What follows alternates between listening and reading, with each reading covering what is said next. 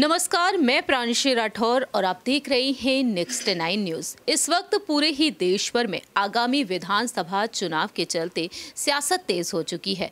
Bharatiya Janata party केंद्र में है और भारतीय जनता पार्टी को हटाने के लिए विपक्ष की तरफ से यही दावा है कि पूरा ही विपक्ष अगर एकजुट हो जाता है तो साल 2024 में होने वाले लोकसभा चुनाव में से बीजेपी को कहीं ना कहीं हराया जा सकता है। इसी बीच देखा जाए तो यहाँ पर पीएम पद की दावेदारी को लेकर तमाम अहम दावे किए जा रहे हैं विपक्ष की तरफ से।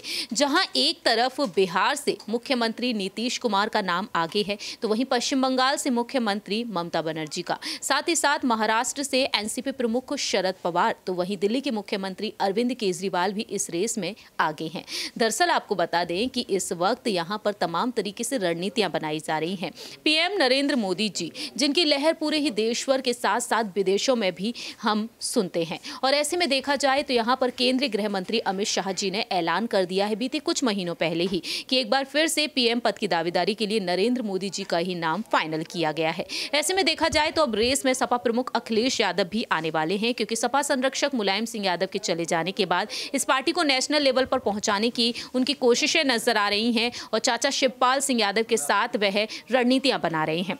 और वहीं बात यहां पर की जाए कांग्रेस के बारे में, तो कांग्रेस से पूर्व अध्यक्ष और सांसद राहुल गांधी को लेकर अब अहम दावे होना शुरू हो चुका है। पहले यहां पर रणनीतियां ये बनाई गई थी कि राजस्थान के मुख्यमंत्री अशोक गहलोत अध्यक्ष पद पर आ जाएंगे और राजस्थान के मुख्यमंत्री बन जाएंगे सचिन पायलट, तो यहां पर राहुल गांधी आगे किए जा सकते हैं पीएम पद की दावेदारी के लिए। लेकिन फिलहाल आपको एक स्टेटमेंट की तरफ गौर कराना चाहेंगे। मध्य प्रदेश के पूर्व मुख्यमंत्री कमलनाथ ने हाल ही में एक बेहद बड़ा दावा किया है। आपको बताना चाहेंगे कि कमलनाथ ने क्या कुछ कहा है। दरअसल जो स्टेटमेंट सामने आया है उस पर अगर गौर किया जाए तो कमलनाथ ने साफ तौर पर यही कहा है कि अब यहाँ किस तरीके से पीएम पद की दावेदारी के लिए अब राहुल गांधी को आगे आना चाहिए कि गांधी परिवार के अलावा किसी अन्य परिवार ने देश को इतनी कुर्बानियां नहीं दी हैं।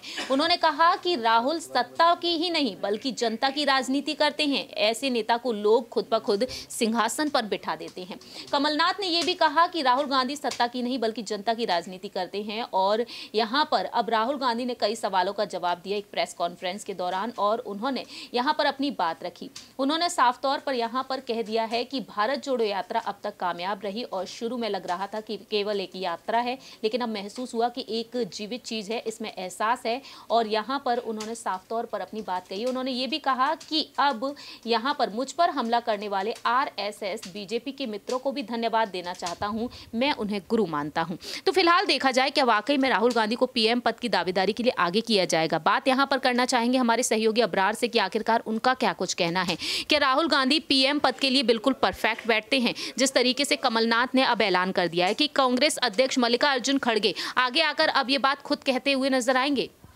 देखिए, दरअसल इस वक्त कहीं ना कहीं इस बड़े मुद्दे को लेकर के राजनीति काफ़ी ज़्यादा गर्माई है, और जाहिर सी बात है कि जो है पीएम पद को लेकर के जो तमाम बातें की जा रही है ये तभी तय हो पाएंगी जब विपक्षी एकजुटता जो देखने को मिलेगी। क्योंकि फ़िलहाल इस समय आप देखिए कि लगातार कई बड़े चेहरे जो हैं कहीं ना कहीं इस तरीके के दावे कर रहे हैं, लेकिन जिसकी ज़्यादा सीट आएगी ख़ास तौर से जब लोकसभा चुनाव के नतीजे घोषित किए जाएंगे, और आप देखिए कि अगर चुनाव में आप कह सकते हैं कि सीटें जिनकी ज़्यादा आएगी वही अपनी दावेदारी को जीत के बाद पेश कर पाएगा। जीत से पहले तमाम नेता इस तरीके के बयानबाजी जो है वो कर रहे हैं, तमाम नेताओं की तरफ से अपनी जो है उम्मीदों को जाहिर किया जा रहा है, लेकिन जनता किसके साथ है वो सबसे बड़ा मैटर करता है। तो राहुल गांधी को क्या वाकई में अब जनता एक्सेप्ट कर पाएगी पीएम पद की दावेदारी के लिए अगर उन्हें आगे किया जाता है? देखिए, कांग्रेस पार्टी मात्र 3 राज्यों में इस वक्त है जो सरकार में, और राजस्थान की बात की जाए तो आने वाले विधानसभा चुनाव तक हो सकता है कि वो वापसी नहीं कर पाए।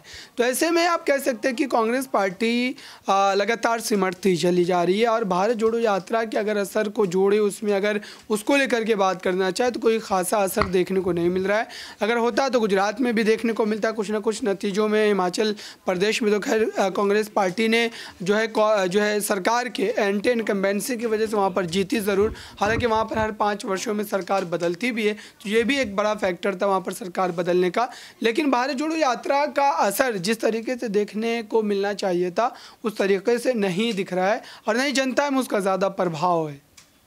जैसा कि यहाँ पर भारत जोड़ो यात्रा को लेकर अपराध ने अपनी बात रखी, अब देखना यही दिलचस्प होगा क्या वाकई में यहाँ पर अगर पूरा ही विपक्ष एकजुट हो जाता है, महागठबंधन होता है, तो क्या राहुल गांधी को पीएम पद की दावेदारी के लिए आगे करना चाहिए। इस पर आपकी क्या कुछ राय है, ये आप बता सकते हैं कॉमेंट सेक्शन में, क्योंकि देखा जाए तो रेस में बसपा सुप्रीमो मायावती भी खड़ी हुई हैं। फिलहाल हमारी इस रिपोर्ट में इतना ही। बाकी की तमाम अपडेट्स के लिए आप देखते रहिए Next 9 न्यूज़।